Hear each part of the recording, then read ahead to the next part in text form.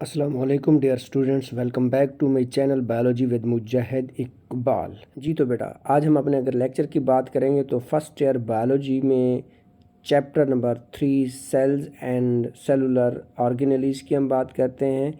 तो उसमें lecture number जो है हमारे पास 4, that is about microscopy.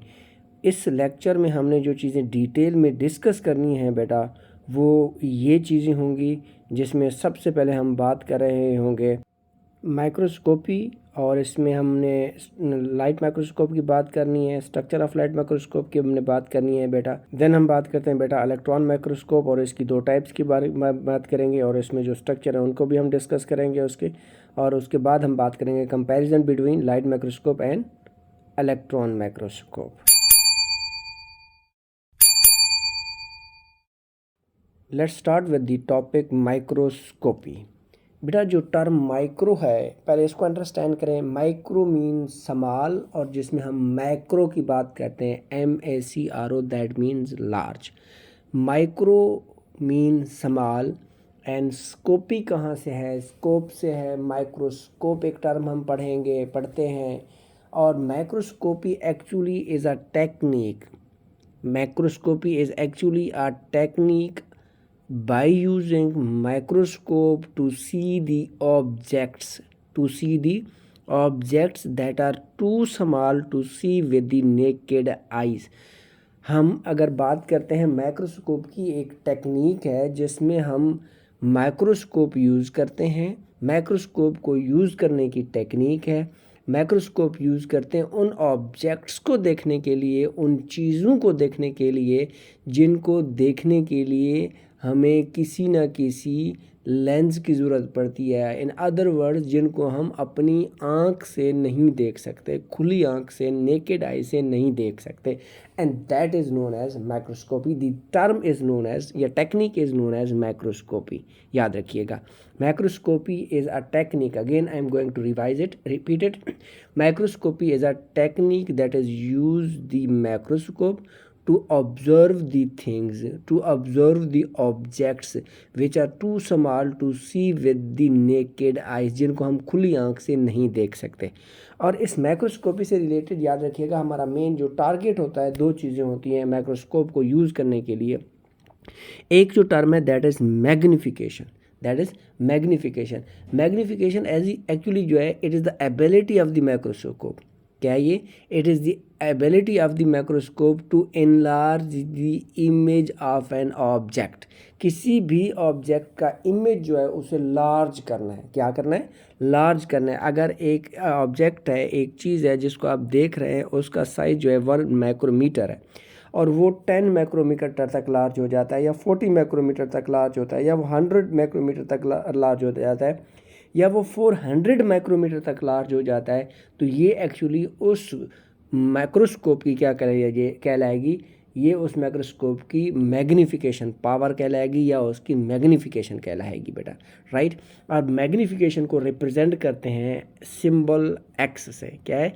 Symbol x से हम रिप्रेजेंट करते हैं। ये 10x भी हो सकता है, ये 40x भी हो सकता है, वो 100x भी हो सकता है, वो 400x भी हो सकता है। अगर हम 10x की बात करेंगे, इट मीन्स उस ऑब्जेक्ट को 10 टाइम्स लार्ज करके दिखाया गया है। अगर हम 40x की बात करेंगे तो उस ऑब्जेक्ट को 40 टाइम्स लार्ज करके दिखाया गया है।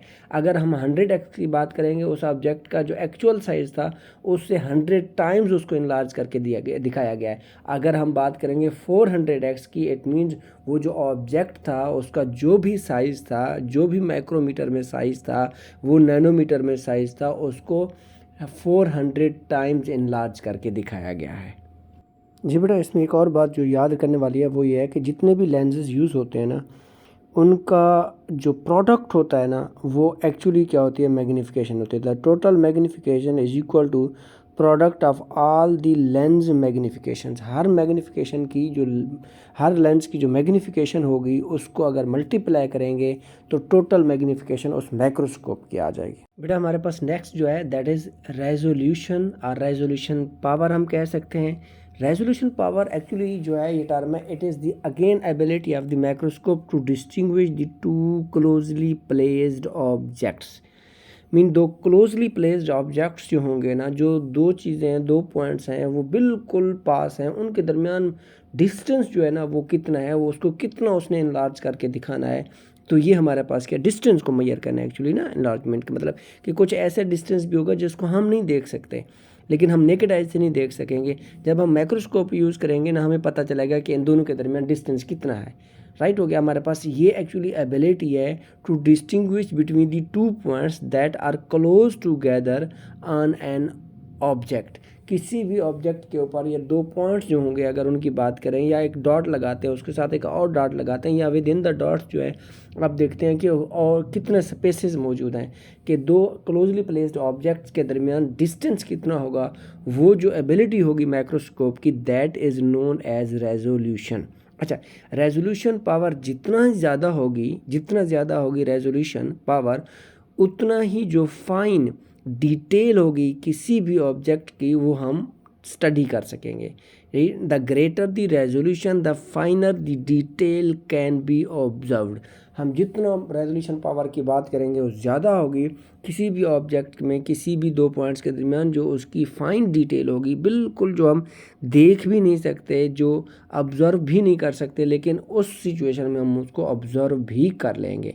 राइट हो गया ना। तो ये हमारे पास है। अच्छा, ग्रेटर द रेजोल्यूशन पावर मैंने बता दिया है, फाइनर the detail can be observed.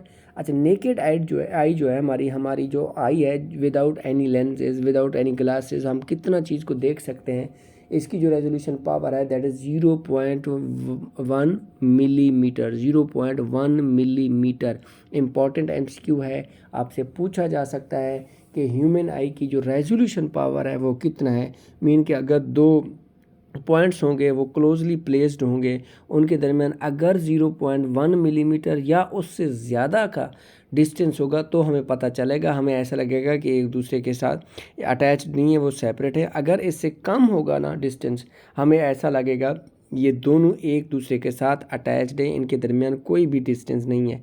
फिर जब हम माइक्रोस्कोप यूज़ करेंगे फिर हमें पता चलेगा इनके दरमियान डिस्टेंस भी है। In contrast, a light microscope can resolve details down to approximately 250 nanometer 250 nanometer. Again ये एक इम्पॉर्टेंट पॉइंट है। लेकिन अगर हम बात करते हैं कंपाउंड माइक्रोस्कोप की, जो कंपाउंड माइक्रोस्कोप की रेजोल्यूशन पावर है वो 250 नैनोमीटर है। मीन कि अगर दो पॉइंट्स हैं उनके दरमियान डिस्टेंस इतना है जो कि हम आँख से तो हमें नज़र नहीं आएगा, लेकिन अगर 250 नैनोमीटर तक एक दूसरे के क्लोज हैं फिर भी हम उसे ऑब्ज़र्व कर सकते हैं। तो ये किसके केस में पॉसिबल है, वो है लाइट माइक्रोस्कोप के केस में पॉसिबल बेटा। राइट हो गया बेटा। हमारे पास नेक्स्ट जो है that is light microscope. Name indicate कर रहा है हमारे पास लाइट, मीन लाइट की हम बात करते हैं, हमारा सोर्स ऑफ लाइट है वो विजिबल लाइट भी हो सकती है, या हम जो है ना इलेक्ट्रिसिटी लाइट भी यूज़ कर सकते हैं। अच्छा, light microscope uses light to make the image of the object. इसमें जो है हम किसी भी ऑब्जेक्ट को अगर देखना चाहते हैं तो इस माइक्रोस्कोप में हमें लाइट यूज़ करनी पड़ती है, और वो लाइट एक्चुअली क्या करेगी, वो उस इमेज को, ऑब्जेक्ट को क्या करेगी, फोकस करेगी।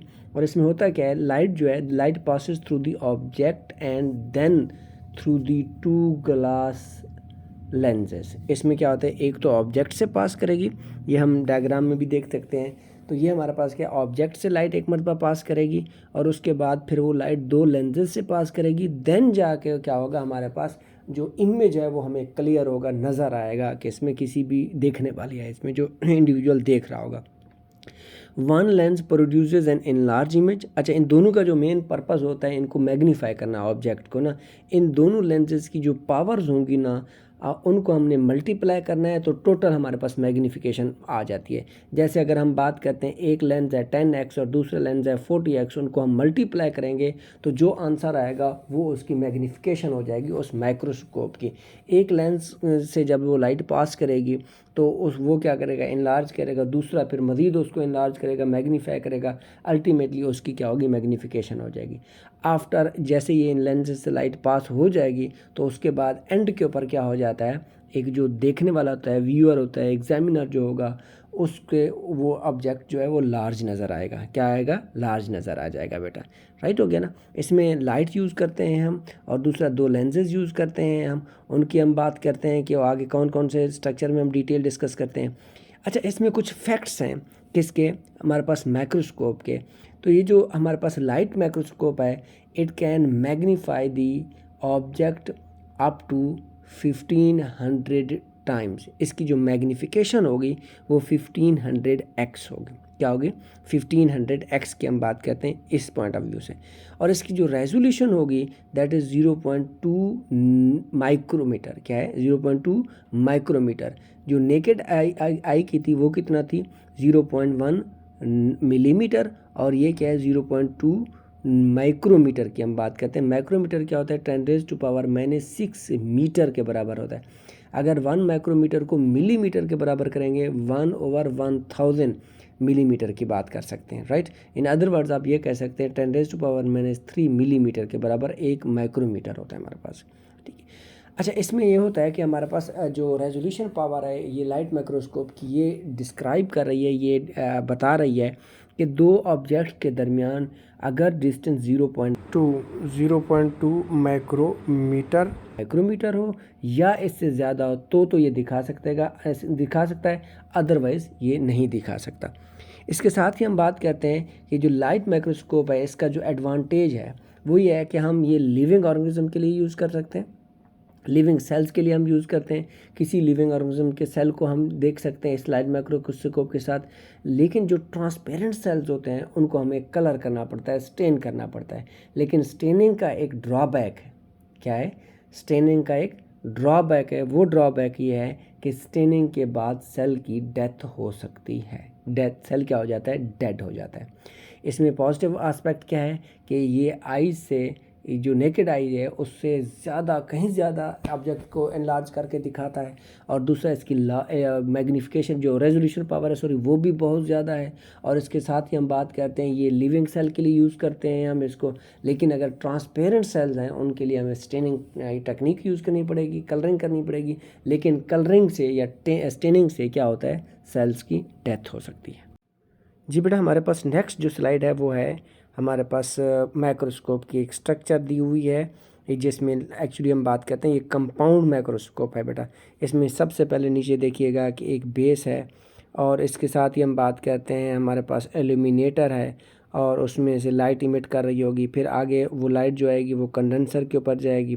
फिर वो कंडेंसर जो है ना उस लाइट को फोकस करेगा स्टेज के ऊपर। आप स्टेज के ऊपर क्या रख देंगे? स्लाइड रखी हुई होगी आपकी, और उस स्लाइड के ऊपर क्या होगा? आपका ऑब्जेक्ट होगा। ऊपर उसके क्या होते हैं? ऑब्जेक्टिव लेंसेज दिए हुए हैं।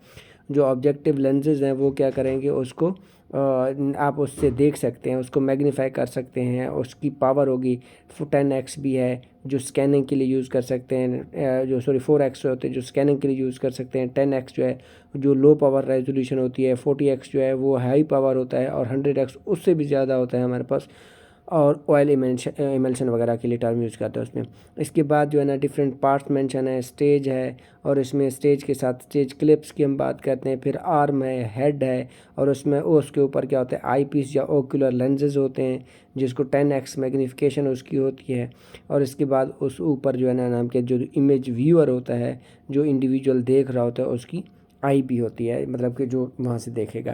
तो ये सारा हमारे पास एक मैकेनिज्म है। ये इंपॉर्टेंट स्ट्रक्चर है, आप इसको ड्रा करें और इसका स्क्रीनशॉट बना के आप अपने पास रख लें और इसको ड्रा करें, ताकि ना आपको लैब में भी इसकी हेल्प मिले और प्रैक्टिकल में भी इसको अंडरस्टैंड किया जा सकता है। बेटा मेरी आपसे यहाँ एक रिक्वेस्ट ये होगी, क्योंकि मेरे लेक्चर्स जो होंगे वो शॉर्ट होंगे, लाइक मैक्सिमम जो लेक्चर है वो 15 मिनट का है, 16 मिनट का है, इतने होंगे, इससे ज़्यादा नहीं होंगे। आपसे गुजारिश होगी, क्योंकि आप आते भी हैं, आप लेक्चर सुनते भी हैं, आप अपना डाटा वेस्ट करते हैं, अपना टाइम वेस्ट करते हैं, तो तब तक आपको याद नहीं होगा जब तक आप इसके साथ साथ नोट्स नहीं डेवलप करेंगे। साथ साथ नोट्स बनाते जाएंगे। जब भी आप मेरा लेक्चर सुनने आएँ तो आपके पास रजिस्टर होना चाहिए, आपके पास पेन होना चाहिए, ताकि आप क्या कर सकें? उसको नोट कर सकें, इम्पॉर्टेंट नोट्स बनाते जाएं। राइट हो गया? तो तब जाके आपकी एक्चुअली प्रिपरेशन होगी। जी बेटा, आज के लिए इतना ही। इंशाल्लाह नेक्स्ट लेक्चर में हम डिटेल में डिस्कशन करेंगे इलेक्ट्रॉन माइक्रोस्कोप की, और उसके साथ ही हम बात करेंगे उसकी 2 टाइप्स हैं, ट्रांसमिशन इलेक्ट्रॉन माइक्रोस्कोप और हम बात करेंगे स्कैनिंग इलेक्ट्रॉन माइक्रोस्कोप की, SEM और TEM। और उसके साथ हम बात कर रहे होंगे कंपैरिजन बिटवीन, टेबल मैं दूंगा इंशाल्लाह, comparison between light microscope and electron microscope. Right हो गया। तो आपसे रिक्वेस्ट होगी बेटा, अगर आपने चैनल को सब्सक्राइब नहीं किया और आप सब्सक्राइब कर लें और बेल आइकन का बटन दबा दें। जैसे ही मेरा लेक्चर अपलोड होगा वो आपको इन्फॉर्मेशन मिल जाएगी, ताकि आप अपना टाइम वेस्ट किए बगैर उसको अंडरस्टैंड कर सकें। इसके साथ ही आपको मेरा एक कॉन्टैक्ट नंबर भी गिवन है। अगर किसी भी किस्म की आपको प्रॉब्लम होती है, इशू होता है, आप मुझे कांटेक्ट कर सकते हैं। अगर आप ऑनलाइन मेरे से पढ़ना चाहते हैं तब भी आपके पास ये फैसिलिटी अवेलेबल है। I will be always available. Thank you. आज के लिए इतना ही बेटा, मिलते हैं नेक्स्ट लेक्चर में। अल्लाह निगहबान।